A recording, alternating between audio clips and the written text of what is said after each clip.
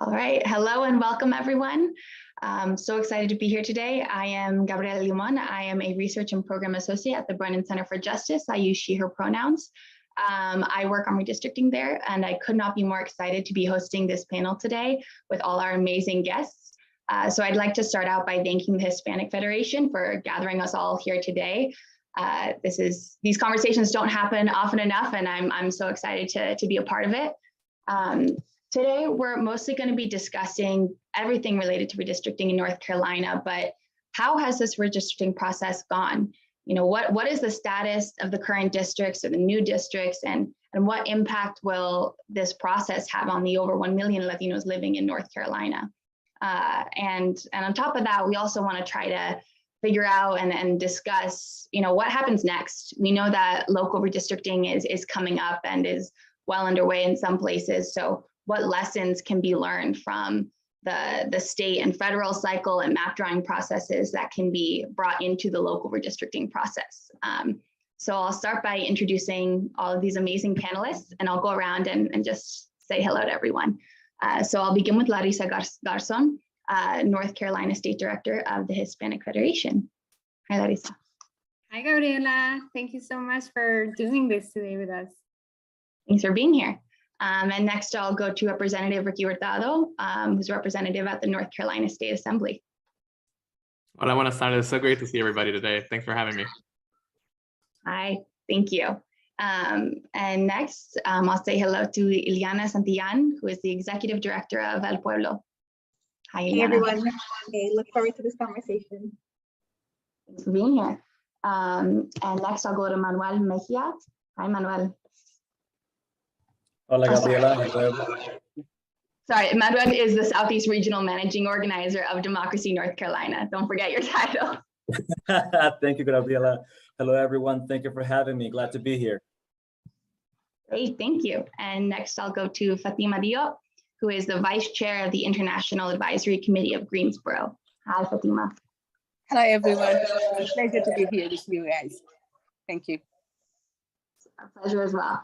All right, then before we get started, I'll just say that we all know this redistricting process has been chaotic, maybe more chaotic than it's been in decades, between the pandemic causing census delays and this being the first cycle without some of the key voting rights protections of the Voting Rights Act. There's a lot of things standing in the way of good maps from the get-go. And then on top of that, there are people and groups trying to manipulate this process, which is supposed to respond to, you know, population changes and make our democracy more functional and more representative. There's a lot of people trying to manipulate that for partisan gain or for other motives. And so there's a lot of things stacked up against good maps, but everyone here is here because you've done some work trying to make sure that Latino communities in particular, but that everyone gets fair maps in North Carolina. And so last decade, we know that it was definitely a drawn out process. I think North Carolina's maps were under litigation through 2019. So basically until the census this year. But, you know, it looks like it might already be going in that way with some of the state and federal maps. You know, the litigation has already begun and it's already become a complicated cycle. And so to that extent, we're going to try to solve some of that or talk about, you know, the impacts of that, those developments here today. But to start us off, I'd love to talk to Representative Hurtado and ask, as you know, as our inside man, we'd love to get a look behind the curtain at what is it like, what was the redistricting process like from your point of view as a representative, and how did it unfold this year so far, and how did people engage with their elected officials to advocate for fair maps? Yeah, that's a great way to start this conversation. I think that, first of all, let me just begin the conversation by saying that redistricting is perhaps arguably the most important thing any state legislature does. And it's supposed to be, as you mentioned, a practice and exercise of democracy and representation. Everything that is great about American government, right? But in reality, what it's turned into is a struggle for power, partisan power, to be more precise, as we think about what's happening across the country. And that's certainly the case here in North Carolina. Looking at the process here in North Carolina, you're actually looking at a legislator that is the product of better maps in North Carolina. And so I represent Alamance County, and this was a part of the continued litigation in the last decade. And so without the courts determining that we needed better maps in North Carolina, specifically in my county, we wouldn't have had a fair competitive district where anyone had a shot to win it, either a Democrat or a Republican. And so I had an opportunity as a first-term legislator to participate in this process because of litigation and fair maps that were fought for in the previous. And so grassroots groups and everyone involved play a critical role in building a more representative democracy. I think when you start to look at the process a little bit more closely, you begin to see that it's one of the processes that has the most to gain from, but also the least checks and balances, as we do in other parts of our government. In North Carolina, the governor cannot veto the maps that are drawn, right? So there's no sort of balance in power there, which means that the party in power, the majority party in North Carolina, the Republican Party, had the opportunity to set the criteria for the maps and set the process and how to drive it. And this is the case in most states, right, where the majority party is driving the process if the legislature draws the maps.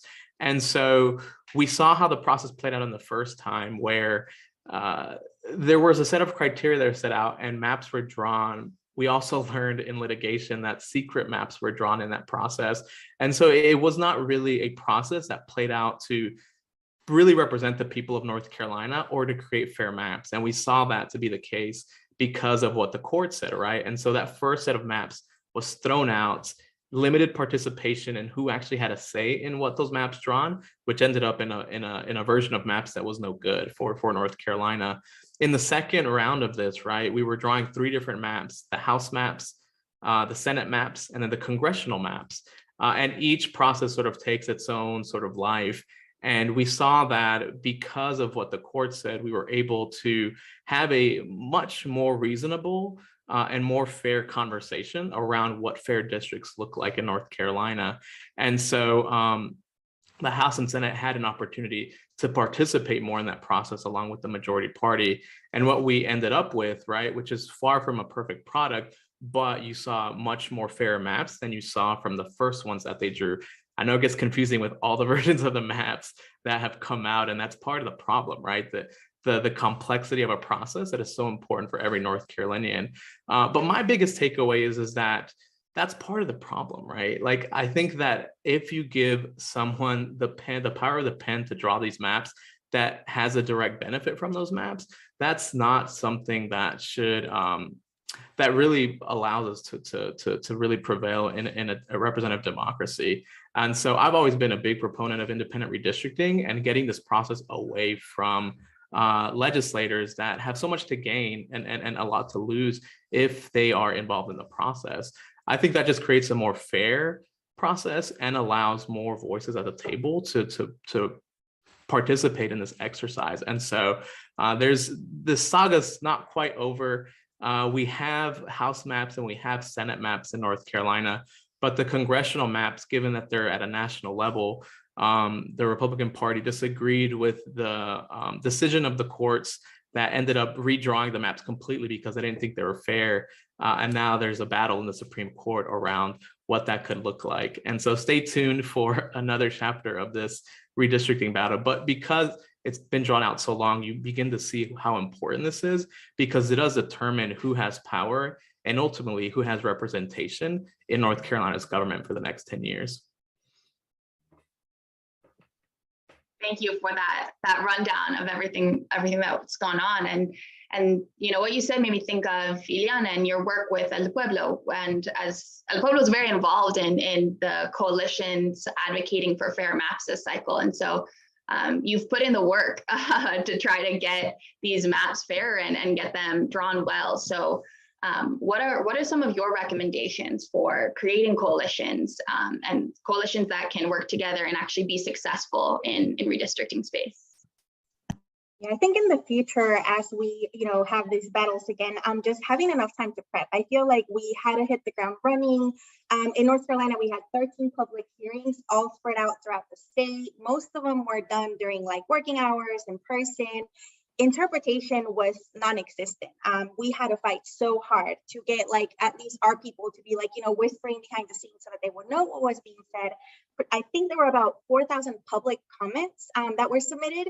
And I mean, that's powerful, right? I think that that's why we were able to see some of these changes, but, we had to do a lot of work. We were carpooling with folks. We were making sure that we had a presence at every, public hearing. And that was really challenging. So I think that, it's up to us. I feel like, oftentimes I'm like, they will provide some materials in Spanish. They will provide some educational, resources so that we can explain redistricting, because this is something that a lot of people, it's so complex and people don't understand what it is, how it impacts us, and the different layers within that. So I think for us, we stopped waiting. We were like, all right, how are we going to explain these to people? How are we going to get our maps? How are we going to create the resources that we need?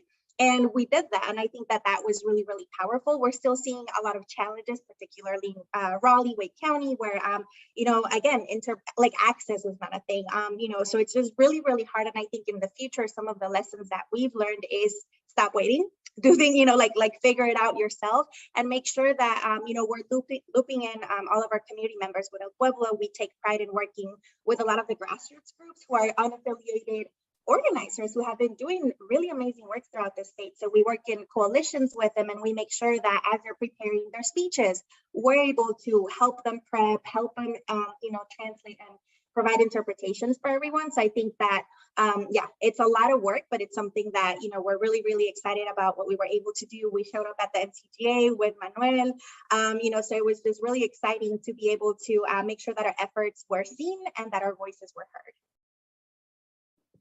Right, and that work, just showing up and giving access to the cycle, not just for organizers and advocates whose job it is to work on this, but everyone, because it affects everyone. Community-based organizations have a responsibility to provide that access. And Larissa, I'm wondering whether you can share some tactics or strategies used by organizations to provide information about the cycle and get people involved, and especially provide information that is translated if need be, and that's culturally nuanced and digestible for people who may not, may never have thought about redistricting before in their lives. Absolutely. Community-based organizations can definitely play an important role sharing information with the community about the redistricting process. And I think at first, when you talk to people, especially in our community, many people may think that this process doesn't impact them. And so we have the responsibility to help them understand how it does by sharing information about how the maps are drawn and basically how they ultimately determine if a community is or is not represented in the government.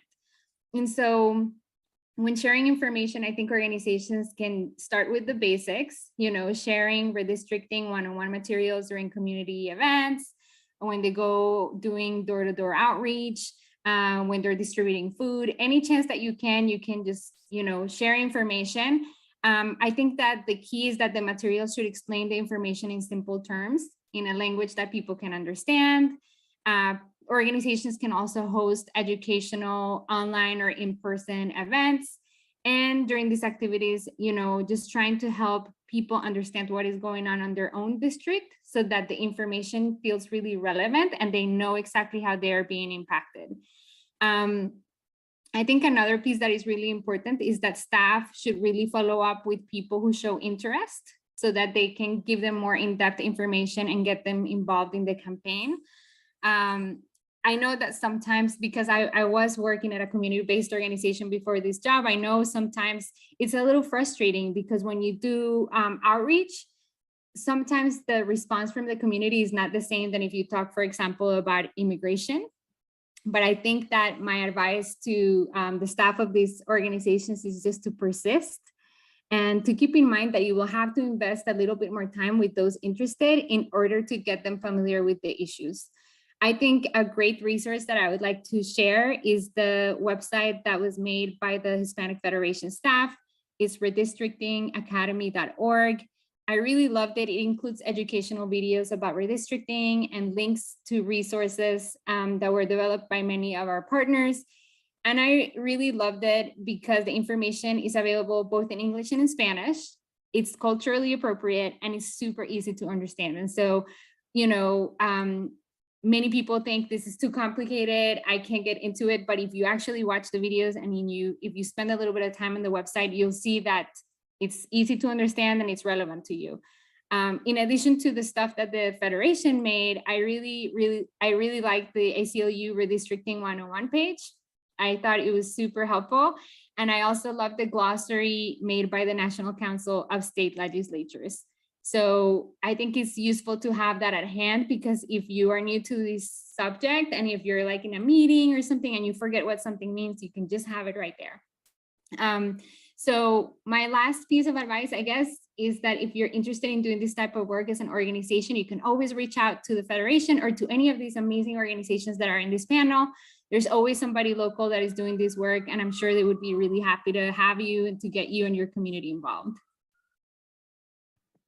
Thank you so much for sharing all those tactics, Alisa. And as you know, even from the perspective of the Brennan Center, you know, we're always thinking about what's most helpful to put out. You know, there's so many people here who know all the details of this, but what's most helpful for people on the ground. So that's super helpful information for me, even personally, to hear what works. But one of the challenges of organizing also, right, is organizing in different places is completely different. So organizing in a city where you can go door to door and talk to people and, you know, maybe cover a block and hundreds of people in a single day, versus organizing in rural areas, which may not already have kind of groups together in community-based organizations, or which may just be harder to like know where to go and find community centers.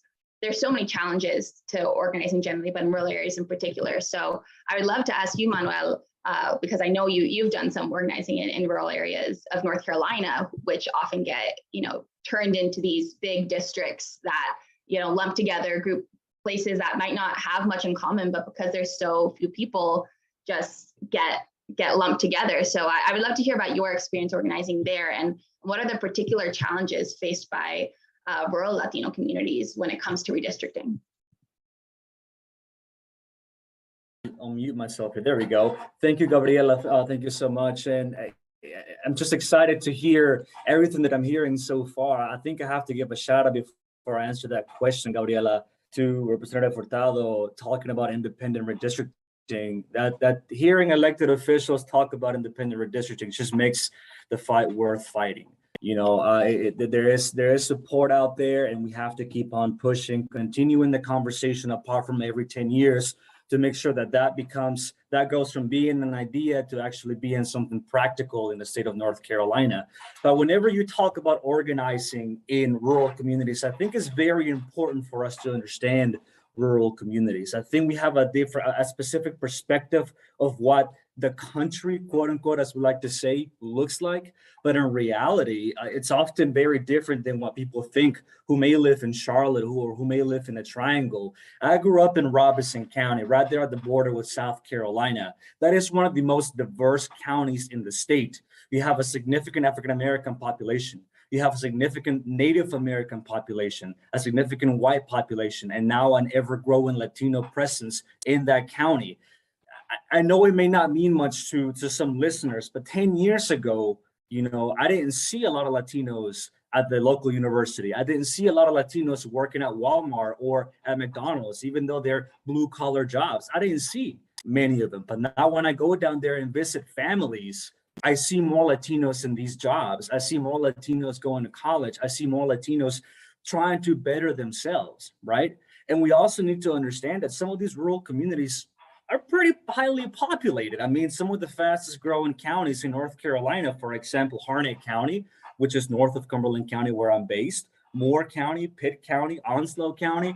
These are fairly rural communities who saw a lot of growth in the past 10 years. So keeping all of that in mind, I think we can make creative assessments, creative plans to make sure that we're reaching as many people as we possibly can. But you mentioned and you emphasized some of the problems in organizing rural communities. And one of them is, even though these counties may be growing, people live far apart. So that's going to require different kind of resources if you want to go door knocking than, let's say, the Triangle or an apartment complex in Charlotte. And that creates unique challenges and maybe some unique situations that you may not see in urban centers.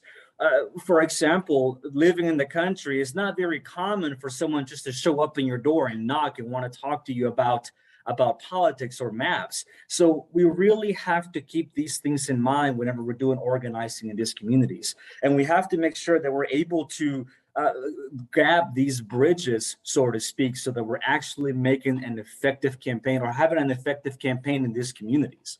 That requires collaboration with rural churches. And I know that that's very controversial, especially in Hispanic churches. Maybe a Hispanic preacher or a father, if you're Catholic, they might do voter registration, but whenever you're getting into redistricting, that's going to get very complicated. But I think we need to keep on pushing and keep on talking to the right people and keep on talking to people in these congregations, because whenever you're in a rural area, right, you need to find places where people meet, and people will meet at church. That has to be a top priority for anybody doing organizing in rural communities with regards to redistricting. Because whenever we're talking about these issues in rural communities, look, listen, you have similar opinions of people that may live in these more urban centers, right? Lack of representation. Even though we're growing counties, no one really cares about us. No one takes us seriously. You hear that across racial categories, but especially in the Latino community. You feel this sense of just, well, I guess I don't matter. And that's an oversimplification of those feelings, right? That is just being dramatic there. But at the essence, that is what they're saying. I'm forgotten. I really don't matter. It really doesn't matter. They're not having a redistricting hearing in my town, right? Even though Eastern NC saw a huge increase in population in the past 10 years. So we really have to take into consideration the cultures that we see there, the diversity that we see there, and really keep that in mind. And that just means building more connections, right? Unique challenges, but if we keep emphasizing how rural communities can benefit from a good redistricting process, we will see change, I believe.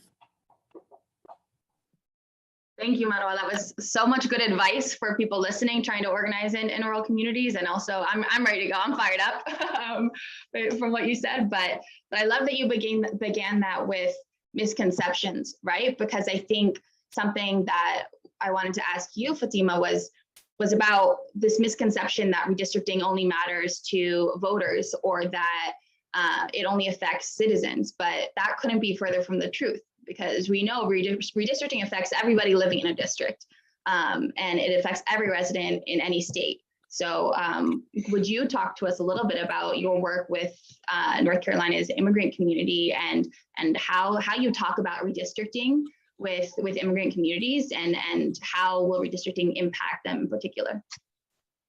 Absolutely, you're absolutely correct. It doesn't only affect the U.S. citizen and the voter, but it always affects our international community or the immigrant community, because it can be very harmful when we have an unfair drawing. Unfair drawing can affect our community, especially people who live here for a decade. I can give you a specific example for the Muslim community who live here in Greensboro and 16th Street, the district that is the representative is, I think is Katie Melanie, you know. I think it's, I'm sorry if I mention her name, I say her name right, I think it's Katie. What happened is she understands our need, and she understands what the immigrant community in that district needs. So if we have an unfair drawing, it can dilute, you know, the voting, you know, the immigrant voting, you know. And then one day, if we want to remove that center that everybody use, because most of the immigrant people, when they buy a house or they rent a place, they make sure they have a place close to the mosque, because that's a worship place that everybody like and everybody come. So they want to be very close to that district, and we have a representative who know what we need, who understand our need also. So if we have an unfair drawing and we lose that spot, you know, in the road, we're not gonna have somebody who care about our needs. That's one solution. And I always say that the immigrant people, they have to get involved because this can impact us. Don't say only, you know, it's only for those American people or the people who vote we don't care. But I tell you, one day, if they wanna remove this this mosque or this Islamic center, and it's a different district, and the district representative don't care about us, and he can block the, you know, remodeling or improvement or anything that we want to do in the center can be blocked. And then, you know, our voting can be diluted, so we cannot have enough, you know, vote to fight against, you know, the removal of the center. So that's an example I can always give people, that we have to be involved because it impacts us. You know, we're not gonna be able to choose the people who are there and who understand our need and who come to us and make sure that our voice are heard.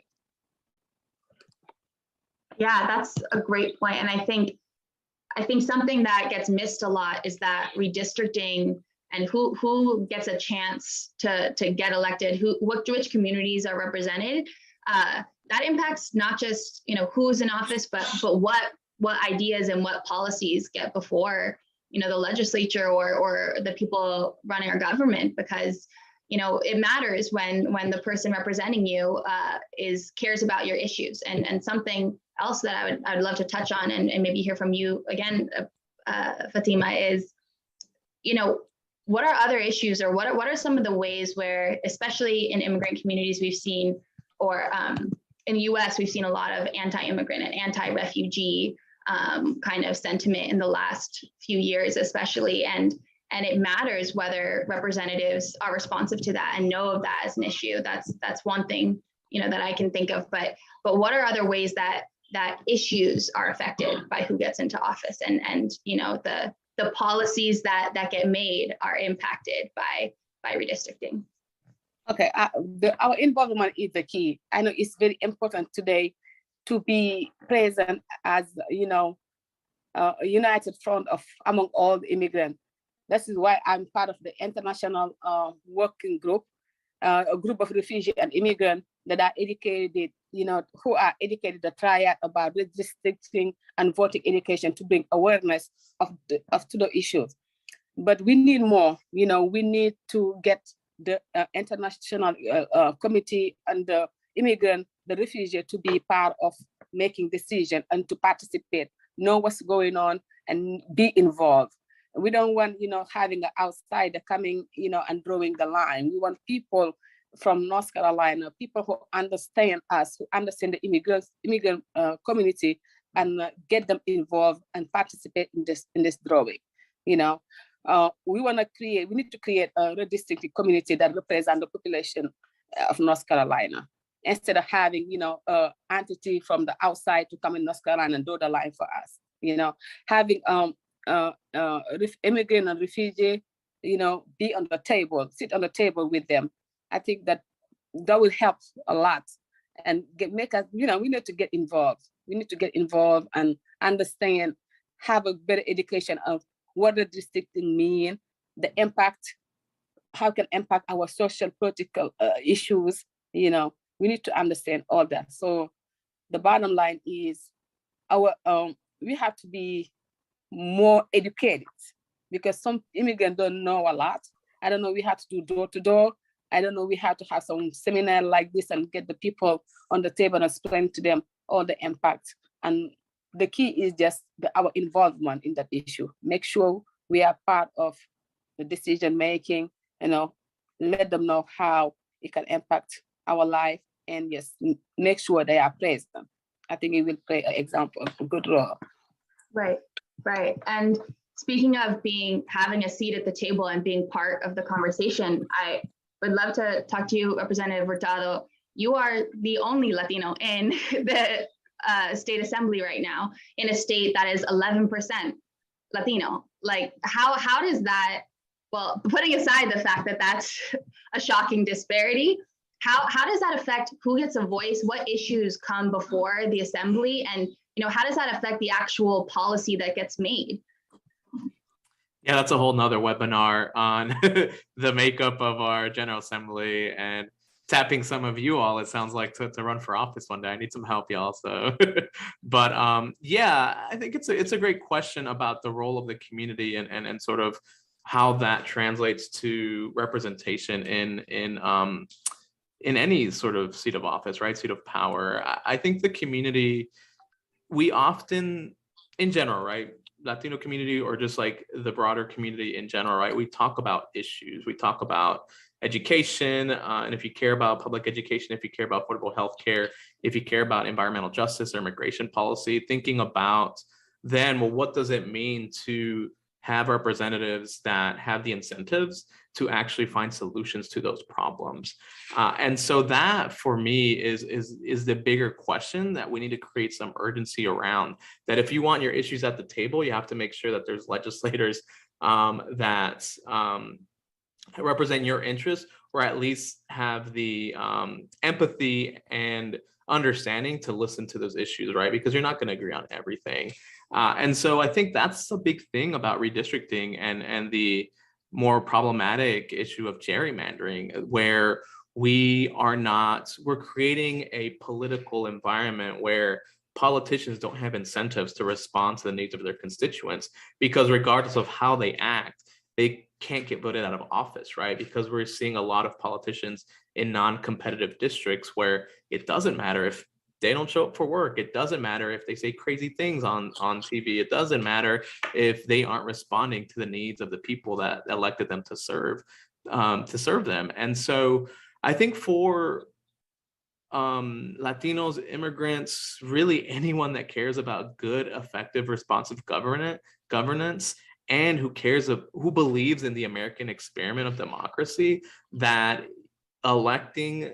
participating in the elections that will choose people who will draw these maps is very, very important. And so if you care in 2023 that the congressional maps are going to get redrawn because of what's happened this year, that it's a fact, we're going to have to redraw them in a year, then you know that the people who draw them matter.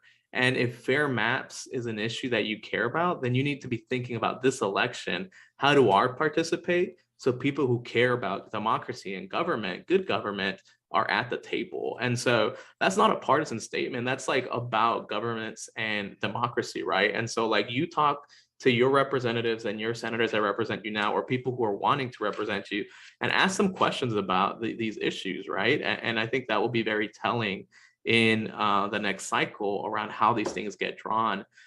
Beyond the legislators too, though, elections have consequences. And so we saw that who sits on the Supreme Court also matters, because you had the courts that were in play and the legislators, and both of those are up for re-election this year. So if you want judges that care about fair maps, regardless of their political affiliation, you're going to have to find those judges and vote for them to make sure that they're the ones making these decisions, because at the end of the day, we as constituents control this process and have the power to make it better if we participate in this election.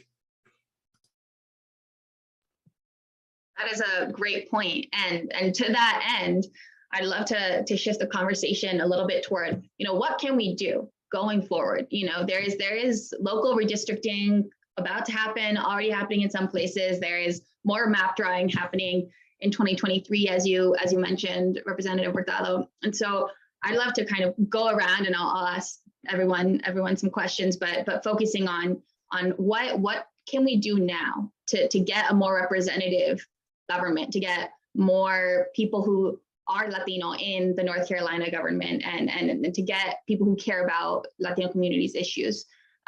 So I'll maybe start with Ileana, since you were so involved in the present or the most recent redistricting fight.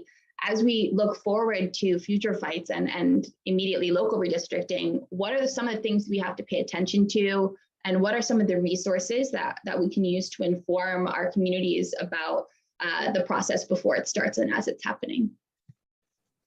Yeah, for sure. And I think, speaking specifically like for Raleigh redistricting, we had our community leaders, like, political education is so important. So they were trained, they were prepped, And it was just so discouraging for us to have gone to these meetings and, it was just like an afterthought, like they didn't get a chance to speak. And, what I love about our community is that we're so resilient. Like, even though they were prepared and they were ready, they were like, you know what, this means something. We're going to work with other people so that when we show up, it's not 5, it should be 20. And then they're not going to have a choice but to listen to us. So I think that, like just leading with that, like we are a resilient community and we know that the fight's going to be hard. We know that we're not the top priority, right?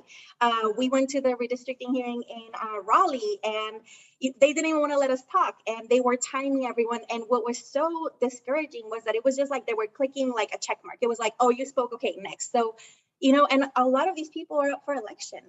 So local elections matter. I think that figuring out who aligns with our values and just encouraging people, yeah, not everyone can vote, but like we should use our collective voices and do some of this political education so that people know what's at stake, right? If we didn't like the way we were treated, there's a way that we can change that, right?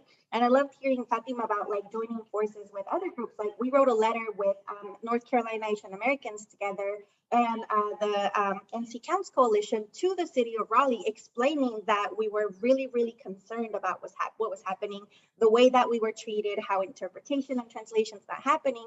And the other thing that we're doing is we're working with our media partners. We had a whole deep briefing on how can we get Latinx media to talk about redistricting in a way that they understand and in a way that helps community members understand. So I think that we just need to continue to fight for what we want. We're also working with VotemosNC.com website so that we can have a way where we will have redistricting, have information about elections, have information on how to register to vote. So I think bringing everything together and making all of these resources accessible to our community members is going to be key. So I'm excited for, 2030. I know it won't be the same situation that we're in right now, but, again, I just think it's so important to not get discouraged, to continue to work with our community members. And like Larissa said, sometimes it's hard to call everyone and be like, y'all, are we going to be there? Do you need a ride? But it's the work that we got to do. And it's the work that's going to affect change someday. That's right. That's completely right. And Manuel, kind of on that note, I would love to ask you about how does that, all those tactics that Ileana just laid out and that we've already talked about with the state and congressional redistricting, how do those change for local redistricting and especially in rural communities, which you already talked about, but does local redistricting and the redistricting fights ahead, are there other tactics or things we need to keep in mind that are different or unique? Yeah, absolutely. And look, listen, whenever it comes to tactics, doing things, how can we engage the community more and kind of just emphasize on what you're talking about right here? I think we have to keep several things in mind, and some of those are rather practical, right? Whenever we're engaged in the community about local redistricting, statewide redistricting, we have to make sure that we're on the same page in translation. I just wanted to bring that out because while statewide organizations may be on the same page, as you go down into more regional organizations, translation is all over the place. And the only thing that does is confuse people. So we have to make sure that we keep that in mind and that everything is straightforward, that is organized. And realize that whenever you're talking about something so complex like redistricting and within an American context, it may not translate so neatly into Spanish. Some of those things don't really translate that well. When I read, Spanish is my mother tongue, but whenever I read Spanish materials provided to me by regional organizations, I get confused. I don't know what they're talking about, right? So, as a member of the community, I'm sure other community members feel the exact same way. So continuing on with that practical aspect of organizing, we also have to make sure that we are simplifying everything as much as we possibly can. Very difficult, especially whenever you're trying to keep in mind that you're working with a unique community who is very diverse within that community, right? And we have to make sure that we keep that message clear, that we make it clear what the objective is. We are not trying to save you. We are trying to work with you so you can save yourself. We're trying to make you or let you see the power that you hold as a voter here in the state of North Carolina, that you're not someone who should be forgotten, that you're someone that needs to be at the front line and at the center of policy. That's what we need to do. We really need to bring some energy into all of these things. And whenever we're talking about rural communities, that doesn't change. The people in rural communities want the same thing people in cities want: good schools, good governance, a chance to actually progress and move forward. And all of that starts through vote, but your vote has to be protected by good redistricting measures, right? We have to make sure that as we're organizing, we're making all of these connections, but we got to make those connections in the community. Organizing, whether you're in rural areas and urban areas, is not an office job. You have to be out there. You have to meet people where they're at. That is the only way that this is going to be effective. Otherwise, we might as well just not do it at all. And that's just how I feel, right? We have to be out there as much as we possibly can. But look, whenever we're talking about it within a rural concept, a rural aspect, we really have to make sure that we're building coalitions and realize that oftentimes in rural communities, there may be already a system in place. And rather than start something new, let's try to plug ourselves in that system already. Let's try to see if it works. If it doesn't work, then we have to be creative, but we have to respect the work that is already being done on the ground. Because again, another misconception, oh, there is no political activities in this rural community, and that is wrong. You'll be surprised at how active some people are in rural areas, and we have to respect the work that they're doing. And again, if it doesn't work, we have to be very creative. But speaking to churches about local redistricting, speaking to unions about local redistricting, doing some good old door knocking, even though that it's going to bring unique challenges in rural areas. Again, the example that I gave earlier about, me living in the country, some random person is knocking on my door, right? That's not usual, but we have to provide adequate training to people knocking on doors so they can realize what they may face moving forward. And honestly, we just have to bring this down to blue collar workers, blue collar immigrant workers in rural areas, which is what you'll most than likely see. So if we're reaching out to blue collar workers, everything I just said previously matters a whole lot. That simplification of the process, adequate, good translation, that everybody is on the same page, and strong messaging, right? I feel as a voter, right? I feel based on what I saw in Wilmington, where I believe I saw you, Ileana. You guys are also in Cumberland County, so I saw you guys there as well. What I saw is that the Latino community just wasn't taken into consideration whenever it comes to drawing these maps, as we should have, right? As a community that's growing in North Carolina, that we've provided for this state, work for this state, that we do as much as we possibly can for our community to give back, we weren't taken seriously. And I guess the translation example Liana gave is clear as day to me. I was in Cumberland County, Gabriella, and this is a little off story over here, but it's just expressing that frustration that we were not taken serious. There was a partner there that drove from a different county to Cumberland County. That was just the closest redistricting hearing that they had. They went in there without knowing English. They were just hoping and praying that another Spanish-speaking person was going to be there. They saw me, they knew me, so I went up there and tried to interpret. Whenever he went up there with me, there was a big problem in front of everybody. They did not want to let him speak. They did not want to let me interpret for this individual. That to me, that just seems how serious we're taking, and our unique challenges are not taken into consideration. But look, in rural areas, when it comes to organizing, we have to be out there, y'all. We can't be in the office. Even though virtual does have its benefits, we have to be where the people are. That's a great point to remember. And talking about translation and language access, that's something that I imagine comes up a lot at the International Advisory Committee in Greensboro. So Fatima, do you have advice for people who might be trying to organize their communities, especially if there are people with different language backgrounds? It's one thing if you're organizing a community that speaks mostly Spanish, and that has its own difficulties, as everyone has talked about. But when you're trying to build a coalition of people with different language backgrounds, what challenges does that pose? And do you have experience with that, Fatima? So the translation is a challenge. Translation is a big challenge because sometimes people don't really understand, and then sometimes even when they translate, they don't translate it the way people will understand. I don't know, he already mentioned it. And the problem that we have in the immigrant community is they are so I can say intimidated, excuse my French. So they get scared anytime, people come to them and try to explain to them something that is in relation with community or voting or stuff like that. So they don't understand what's going on. So for me, education is the key. We have to come to the level and speak to the language that they understand and make them understand that, hey, this is not a big deal. This is something that might impact your life. You have to get involved. But translating and education is something that we need to work on and make sure that the immigrant community is not intimidated by census, because I know the redistricting, they use the census data, but some people, when they knock on the door and ask you how many people, they were scared to fill out those papers. A lot of immigrant and refugee people didn't even fill it out, and you see that can impact the redistricting also.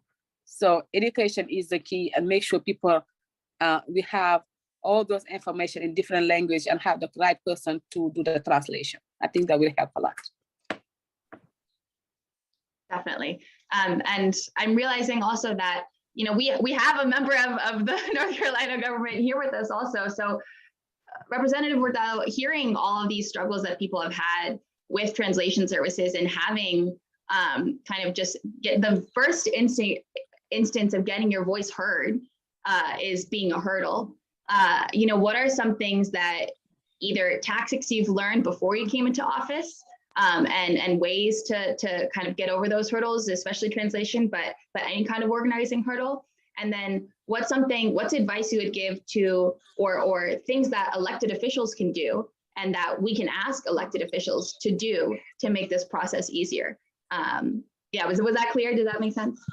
Yeah, it makes a lot of sense. I'm grateful for advocates like the ones on this call today who are pushing forward, promoting the interest of a bilingual community and is demanding language access from our government. I think that's incredibly important.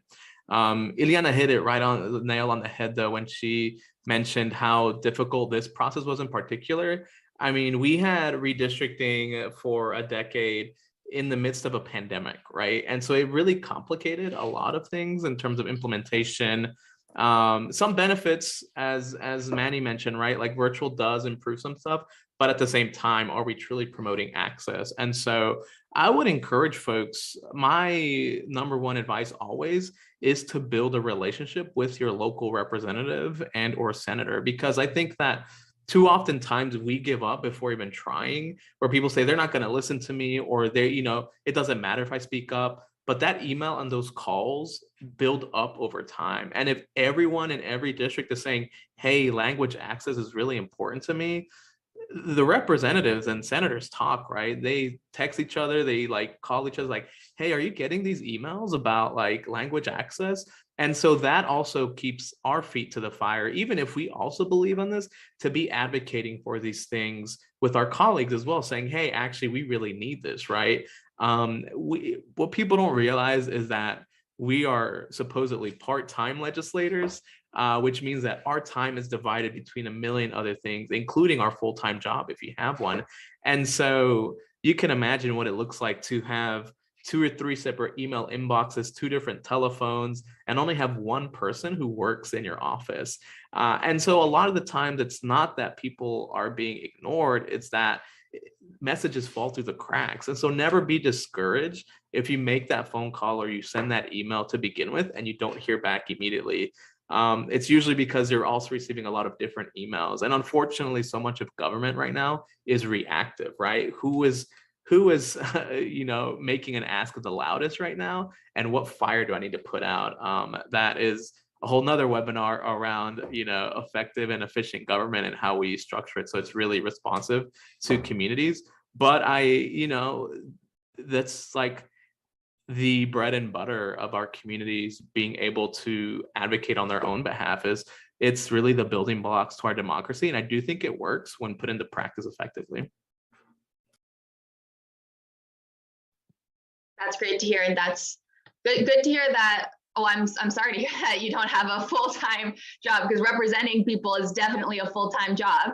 It should be. And that's actually something we think about at the Brennan Center too, just in terms of research. So many states have, not just North Carolina, but so many states either don't pay their legislators enough or only like require them to not have another job, but then don't pay them enough to actually make this your job. And so it actually also affects who gets to run for office, because it's in a lot of states, it's people who have the resources to sustain themselves without a full-time job, basically. So that's just something that came to mind. Another problem with the process, like we needed more, but I think we should start wrapping up soon, but I wanted to kind of end on maybe a call to the whole group, and I'll maybe start with Larissa, since you're our Hispanic Federation representative, and I know the Hispanic Federation has lots of resources about this, but for people who want to be involved in North Carolina redistricting, what are the resources available to them? How can they get involved either with your organization or elsewhere? What's that first step? Or maybe if they're already on this call, maybe what's that second or third or fourth step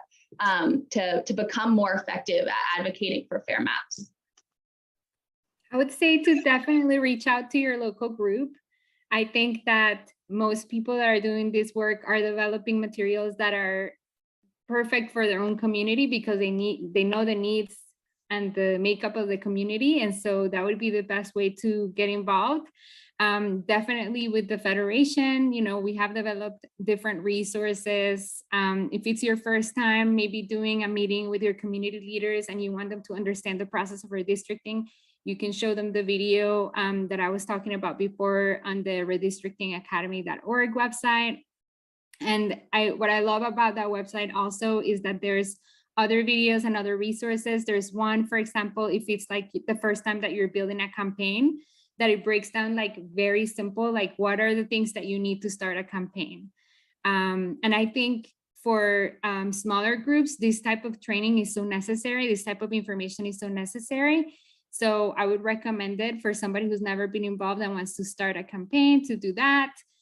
They also have resources in terms of how to get people involved through the digital world, which for some organizations also, could be really helpful.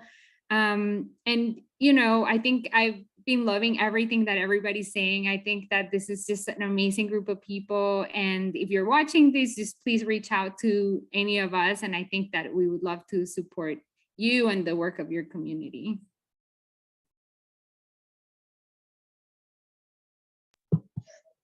That was a great list of resources and call to action, Larissa, and I'll open it up. I'll say one thing, that this also will be available in Spanish. So if anybody wants to share Spanish specific resources that are also available, or resources in any other language, this can be a venue for that as well, because people will be able to access this in Spanish.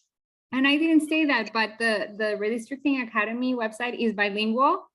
And I used to work with a community that only spoke Spanish. And I was so happy when I saw those videos, because I was like, oh my gosh, organizing campaign information, in Spanish, redistricting information in Spanish. It's just absolutely wonderful to have those resources available. They're free, they're easy to understand, so anybody can really use them. Great, thank you for mentioning that. Ileana, Manuel, Fatima, does anybody else have any resources they'd like to share? Well, I mean, yeah, like what Larissa was saying about the Redistricting Academy, we use that when we train our community leaders. We're like, here, have this. So I think that like using like what we have already, and then giving community members an opportunity to create their own, right? So I think that right now we're working with like a lot of our leaders are like, yeah, this was so hard for me to understand. How am I going to make it easier? So I think that, they're starting their WhatsApp groups where they can be like, hey, so I think that like, not just like pulling all the resources together, but how can we make it so that our community members like see them as their own and enhance them, right? So I think right now, to like what everybody was saying, like Spanish is my first language, and sometimes I'll read stuff and I'm just like, I don't understand half of it. So how do we create videos, podcasts? Like there's so much energy around like creating new content that's created by us with our interests. So I think that encouraging people, young community members, my daughter just turned 18 and she's like, why should I care about redistricting? I'm voting because you're going to make me. So I'm like, what is it that we need to do to encourage young people to take action and be active in this process? So I think that's something that it's a challenge right now, but it's something that El Pueblo is going to try to figure out what's going to get young community members to think through how important their actions are in electoral work, in just civic engagement in general. And I'll go next, Gabriela, if I may. Definitely, I'm the Southeastern organizer, everyone, with Democracy NC, but I'm not the only organizer with the organization. There's multiple individuals as well doing the exact same work I'm doing in different parts of the state. So definitely go to democracync.org, find who is the organizer in your area and be part of the ongoing conversation. Because one of the things that we talk within the organizing team is that redistricting really needs to be a conversation that happens every single year, not every 10 years, right? Redistricting needs to, or independent redistricting commission needs to be a conversation next year and the year after that, and be part of that conversation, right? We need more soldiers on the ground, so to speak, to be dramatic here, but we really do. We really need people who can also organize in communities, and everybody can do something. If you're not comfortable speaking in front of people, you can also help in this fight, in this struggle. You can be part of change. Everybody has a unique skill, so bring yours to the table. Help us organize, help us be part of that conversation, help us be part of that change, because you got the power to do so.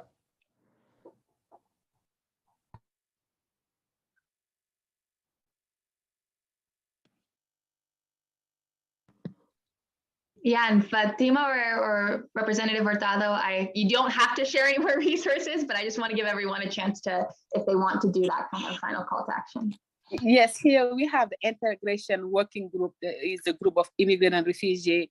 That we are here for the community. You know, I know a lot of the documents in English and Spanish, but we have people who speak French and Swahili and different languages. So we try to bring all those leaders from different communities to come together and work together, help people translate, document, educate them, and make sure they understand what's going on and make sure they get involved, because it's very important and it can affect their life. So sometimes they're like, I'm immigrant, I just come to work and do this and do that, but we have to make them understand that you live here. So whatever happens around you is matter. So get involved and know what's going on in your district. Try to get involved by voting. Let your voice be heard for those representatives. Yeah, and I'll just wrap here with saying you heard a wealth of information and resources here. There's no excuse, no matter where you live in North Carolina, where you can't find a group to build a community with and think about what your role is in building a better democracy. So grateful to all the hard work that's happening across North Carolina.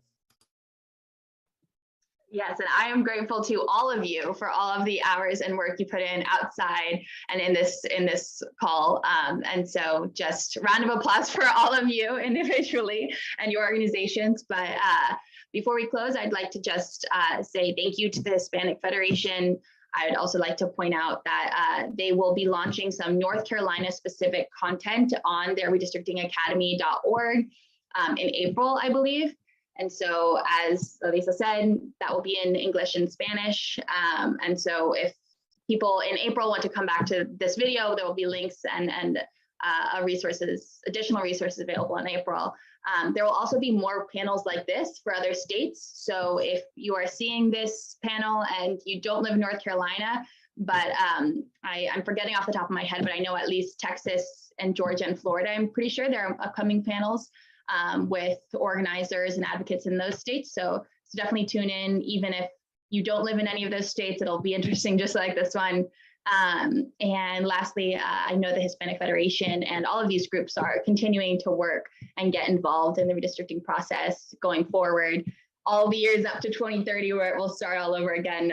And so I just personally, and I think on behalf of everyone here, encourage listeners and viewers to reach out and get involved. There is more to do, and this is an important issue. So we're all working on it, and there's lots more to do. So thank you everyone so much for being here, and have a lovely night.